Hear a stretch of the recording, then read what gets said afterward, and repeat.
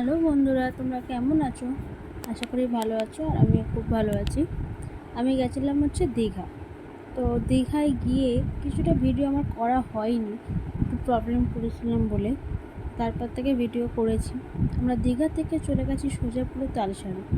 কত মাছ, এত মাছ, এত মাছ, মানে দেখেই লোভ লাগবে।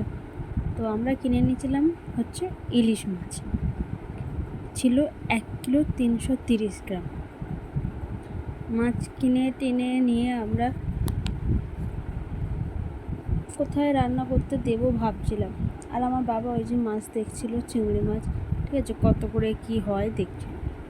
তারপর মনে হলো একটু গরম পড়ে গেছে, চলো একটু ডাবই খাওয়া হোক। মাছ টাছ কিনে একটু ডাবই খেয়েছি। ডাব টাব খাচ্ছি, খেতে আমার ছেলেটাকেও খাওয়াচ্ছি যে ওরা একটু পেট ঠান্ডা হোক। কত সব মজা করছিল। আমি আছি, আমার দিদির মেয়ে, হাজব্যান্ড।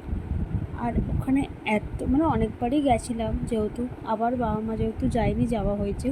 তারপর ছিল এখানে শুটকি মাছ, প্রচুর রকমের শুটকি মাছ ছিল। এত শুটকি মাছ ছিল যে দেখেই লোভ লাগছিলো, কিন্তু দামটা তো বহুত, ওই জন্য নেওয়া হয়নি কোনো কিছু। আর যাই হোক, ইলিশ মাছই নিয়েছিলাম খালি। তোমরা দেখছো কত সুন্দর লাগছে সূর্যটা। আমরা পুরো একদম ভোরবেলার দিকে কিন্তু গেছিলাম। আর ফটো তোলা ছাড়া আর তো ওখানে কোনো কিছু বলার নেই, ফটো তুলতেই ভালো লাগে। তো আমার হাজব্যান্ড ফটো তুলে দিচ্ছিল, আমি একটু ভিডিও করে দাও, একটু ভিডিও করে দিল। বাবার হাত দেখাতে চলে আয় চলে আয়, জল আসবে, চলে আয়। এবার একটু খিদে পেয়ে গেছে, তারপর টিফিন লাঞ্চ ব্রেকফাস্ট করে নিচ্ছিলাম। আর ওখানে 4টে কচুরি 20 টাকা।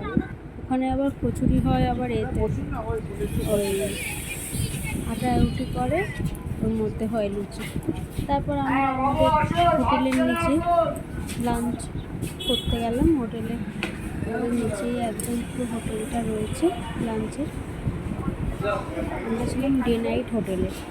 আর ওখানে লাঞ্চ খালি আছে মাঝখানে, এত সুন্দর, এত সুন্দর, মানে আমাকে আলাদা করে কোথাও কি খেতে লাগবে না। চেয়ার টেবিল পরিষ্কার পরিচ্ছন্ন।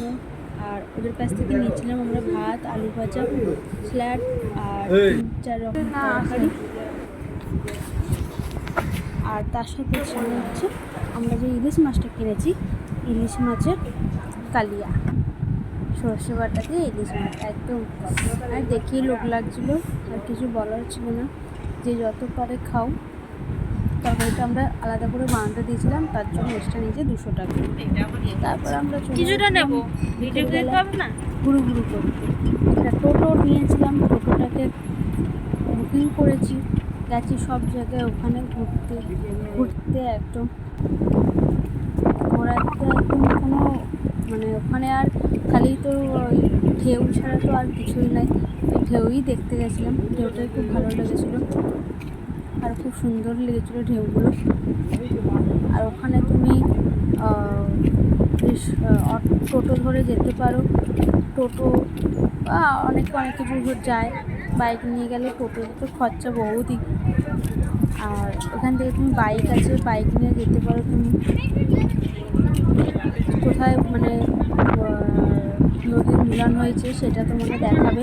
এই যে কতগুলো স্কুটিও আছে, বাইকও আছে। তুমি এক দিনের 100 টাকা করে ভাড়া। লাল কাঁকড়া দেখতে পারবে না, আমার সিঁড়ি আছে এই যে পাশে, এখানে পুরো ভাটা পড়ে গেছে। হ্যাঁ, আমরা যখন আগের বছরে গেছিলাম, আমরা যখন এসেছিলাম জল পড়েছিল, জল মাছ দেখতে আসো। তো এবারে গিয়ে দেখছি পুরো ভাটা পড়ে গেছে এখানে। তুমি এবার যেখানে খুশি ঘুরতে যেতে পারো। তারপরে এই মন্দিরে চলে গেলাম আমরা সোজা। মন্দিরে গিয়ে পুজো দিলাম।